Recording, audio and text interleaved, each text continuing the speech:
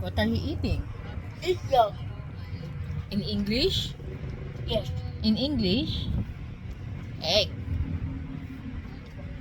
In our country, no egg. Other country nyo egg. English is egg. Tagalog, it's itlog. Other country, no egg. Meron. Other country, what? Other country also has eggs. How many country has no egg? No, lahat ng country may egg, anak.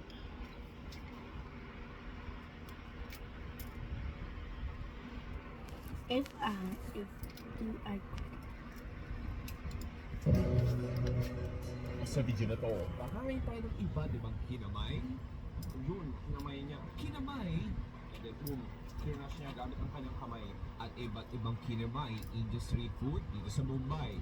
Ito, tatanungin nyo, kinamay talaga, galing sa kamay niya lahat. Samahan nyo kung hanapin. Ang kakaiba pero masarap. Oo, itsura pa naman ko masarap. Hindi ko pa natitikman, pero alam ko masarap na. Try natin, cheers.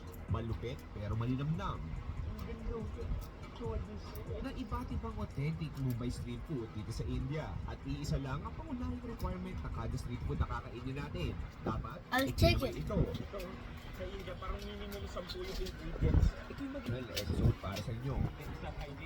What do you say about that? Hmm? Kinitin natin. No. No.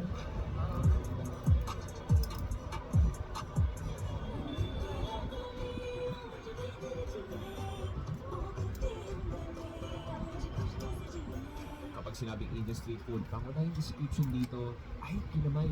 Uy, kinamay. Uy, kinamay niya. Pero ang tanong, bakit nga ba kinakamay ang street food dito sa India? Nasagot ko na yan sa mga nakarang episodes natin sa Delhi noong 2023. Basically, ang sagot ay dahil nakasanayan. Dito kasi sa Mumbai, mabilis ang oras, mabilis ang aksyon ng kada tao. Lagi nagmamadali, walang inaksay ang oras. Kaya maging sa food preparation ay dapat mabilis ka. And actually, it makes sense dahil noong unang panahon, wala kang mga kubyertos. Kamay lang talaga gamit natin. At sa fun episode na to, samahan nyo akong kumain ng iba't ibang kinamay street food dito sa Mumbai.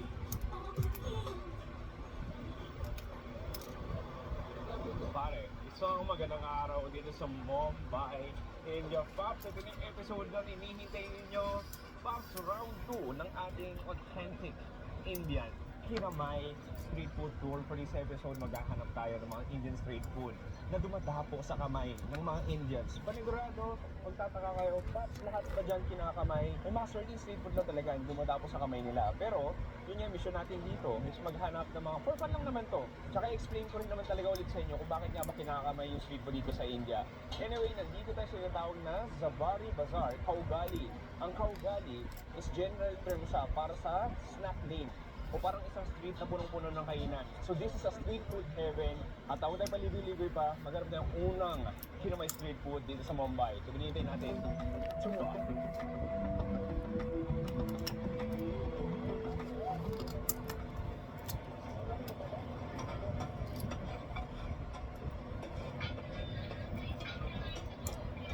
Okay pare, unang food trip natin, meron tayo dito si Master gumagawa ng iba't ibang saucy dishes. I'm gonna see it. Ang kanin sa gilid.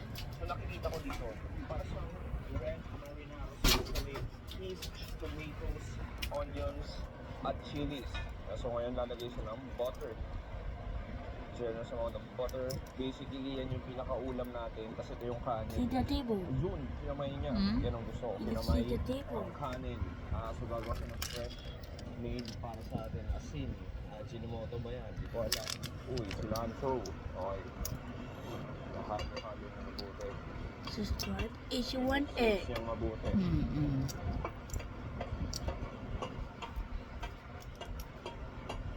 Okay pare, so ito yung unang patayin natin. Meron ito pang Indian fried rice na may tomatoes, chilies, green peas, patatas. On the gilid, meron tayo itong onions.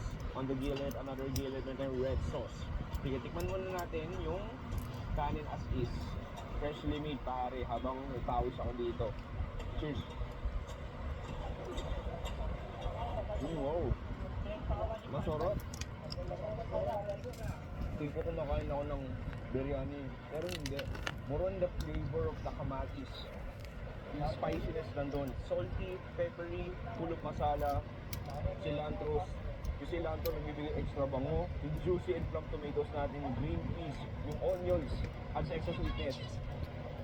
Malasa. Next ang gawin natin, may lime tayo dito patakabi sa onions natin. Kuha tayo ng sibuyas. Kuha tayo ng parang chili sauce. And then, kuha tayo ng kanin. May patatas din pala to. Kuha tayo may patatas.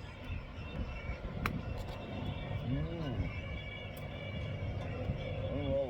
So, ito medyo buttery. Kung dagdag ng sibuyas ka ng lemon. Alam mo talaga parang kumakain ka ng lemon, pero hindi eh. Kasi yung timpla. Okay, ko maubos ko to. Pero Paps, dito pala sisimula yung food trip natin. Hanap tayo next food trip sa Bombay.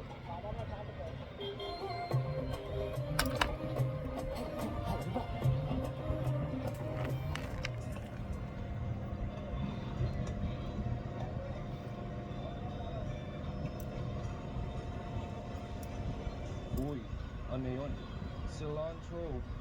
Ano ba? Yeah. Onions. Yeah, chili. Ooh. The classic cardboard. Yung mga voice over nga yung mga ano. Okay, next food trip natin. It is Shell Company. Di ko alam Dandahan kung naman. pronunciation ko. Pero interesting lang din talaga. Kinamay pa siya, pinaka-cards nito. Hindi niya kinamay, pero yung mga crispy onion sila. So, kinamay niya sa pasok to. Yung nakakatawa dito sa India. Yung mga tanggal. Sarap yan. Pero, excitable nito. Tinikman natin. Kung anong parang, potato ba siya or what? Iwala na siya. If I like the rice with you. Oo. I like it. Ang sarap. Parang siyang patatas na matamis. Ano po? Parang kamote. Hello. Then subscribe and to everyone. Onion, cilantro. So, ba na, why you eat your egg?